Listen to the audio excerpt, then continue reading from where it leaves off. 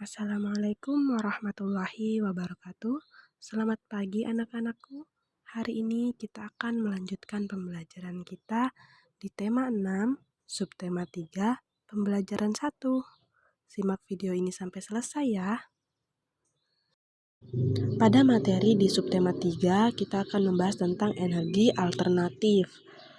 Pembahasan yang pertama di mata pelajaran Bahasa Indonesia, kita akan membahas tentang menemukan informasi dari teks tentang energi alternatif. Sebelumnya, kamu telah menggali informasi tentang sumber energi dan perubahan energi. Energi akan terus kita perlukan hingga masa yang akan datang. Oleh karena itu, energi alternatif diperlukan untuk mencukupi kebutuhan energi yang terus meningkat. Informasi tentang energi alternatif dapat kita temukan dalam sebuah teks. Informasi dalam teks dapat ditemukan dengan cara membaca secara cermat dan mencari kata-kata yang penting yang ada pada teks. Misalnya, kata matahari dan air berkaitan dengan tema energi. Kata-kata penting yang ditemukan nantinya berkaitan dengan tema teks. Oleh karena itu, kita harus mencari informasi yang ada di dalam teks berikut ini. Coba buka di halaman 149, bacalah teks berikut dengan cermat. Kekayaan energi alternatif di bumi. Jumlah penduduk bumi terus meningkat. Hal tersebut menyebabkan kebutuhan energi pun semakin meningkat. Sebagian besar energi yang digunakan manusia berasal dari energi fosil. Ketersediaan energi fosil sangat terbatas. Untuk itu, diperlukan energi alternatif yang dapat digunakan secara terus-menerus. Sumber daya alam yang juga sumber energi alternatif diantaranya energi angin, matahari, dan energi air. Energi bayu dimanfaatkan untuk memutar kincir angin pada pembangkit listrik. Energi matahari dapat diubah menjadi energi listrik dengan menggunakan panel surya. Energi air dimanfaatkan untuk memutar turbin untuk menghasilkan energi listrik. Energi alternatif juga dapat berasal dari makhluk hidup, misalnya biofuel dan biogas. Biofuel merupakan bahan bakar yang berasal dari minyak nabati, seperti minyak tanaman jarak pagar dan kelapa sawit. Sedangkan biogas merupakan sumber energi berupa gas yang dihasilkan dari sisa kotoran makhluk hidup. Coba kalian lihat pada gambar di dalam teks, terdapat gambar panel surya. Panel surya dapat diaplikasikan di atap rumah untuk memanfaatkan energi matahari menjadi sumber energi listrik. Panel surya biasanya berupa rumah kaca yang menghantarkan sinar matahari langsung untuk mengangkat listrik menjadi sumber energi. Kita lanjut ke pembelajaran SBDP di halaman 150. Menghias gambar kincir angin. Nah, selain digunakan sebagai pembangkit listrik, energi bayu atau angin juga dapat digunakan untuk memainkan kincir angin. Nah, kincir angin merupakan salah satu mainan tradisional yang digemari banyak orang. Kincir angin yang dimainkan biasanya dihias dengan warna-warni yang cerah atau dengan motif atau gambar tertentu. Hal itu membuat kincir angin terlihat indah saat dimainkan dan bergerak tertiup angin. Kamu dapat menambahkan gambar pada kincir angin. Gambar-gambar tersebut juga dapat berupa bentuk-bentuk di alam seperti matahari, hembusan angin, dan gerakan ombak. Saat menggambar, ingatlah unsur-unsur gambar.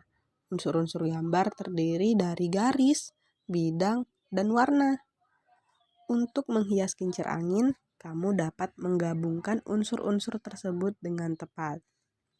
Untuk tugasnya, buatlah kincir angin dengan menggunakan kertas dan sedotan.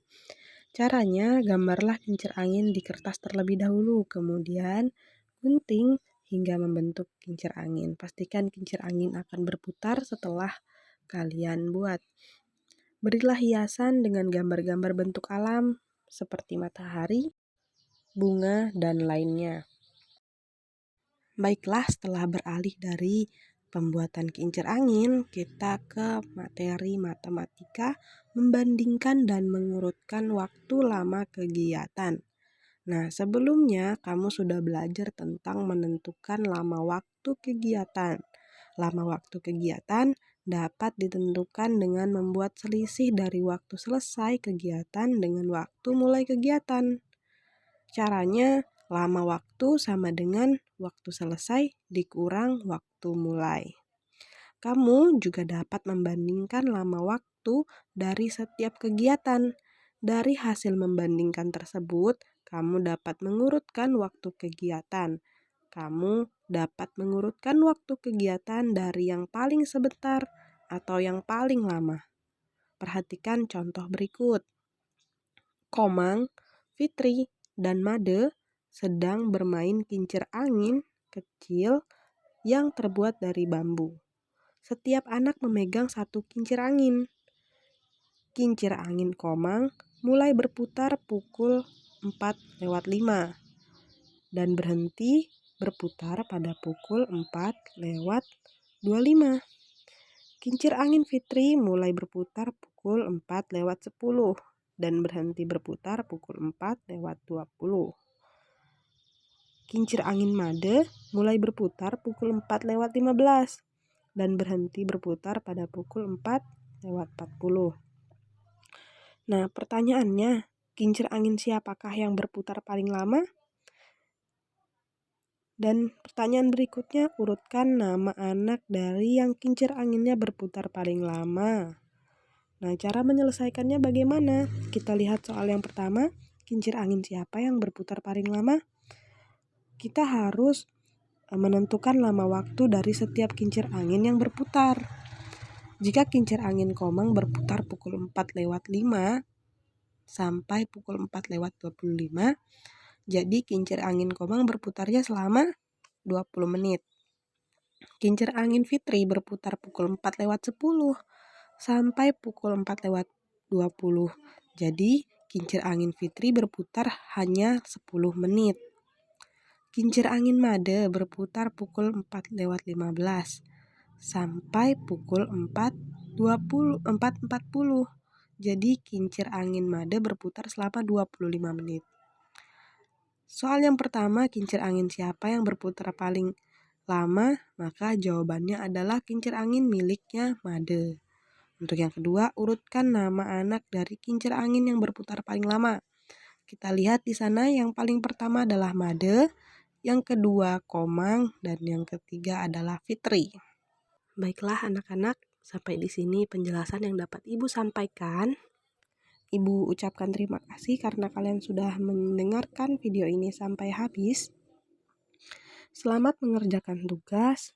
Ibu harap kalian belajar dengan semangat. Ibu akhiri. Wassalamualaikum warahmatullahi wabarakatuh.